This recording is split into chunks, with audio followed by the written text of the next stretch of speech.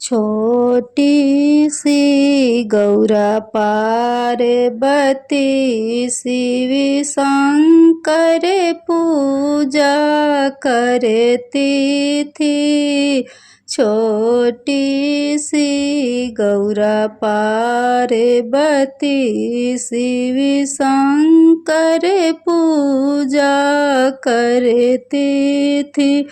गंगा जी में जाती जल भर लाती, गंगा जी में जाती जल भर लाती, अपना शिवाजी के चढ़ाती थी।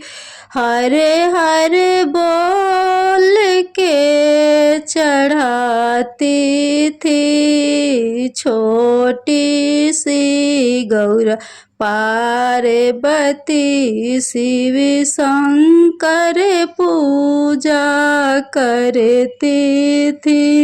बगिया में जाती फूल तोड़ लाती, बगिया में जाती भांग तोड़ लाती, अपना शिवाजी के चढ़ाती थी। छोटी सी गौरा पार्वती शिव शंकर पूजा करती थी। बगिया में जाती बेल पत्र ले आती, बगिया में जाती धतूर ले आती, अपना शिवाजी के चढ़ाती थी।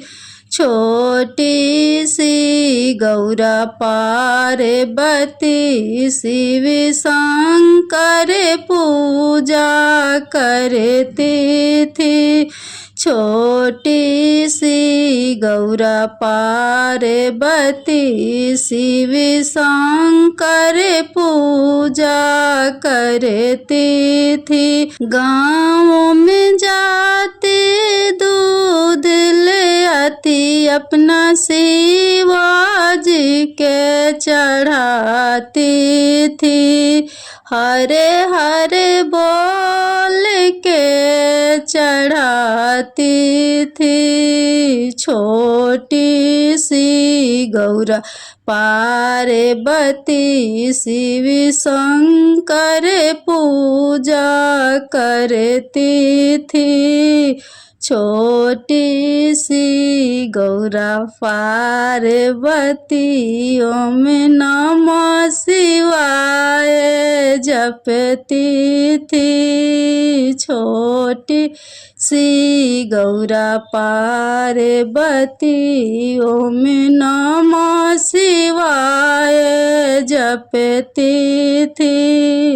छोटी सी गौरा पार्वती शिव शंकर पूजा करती थी।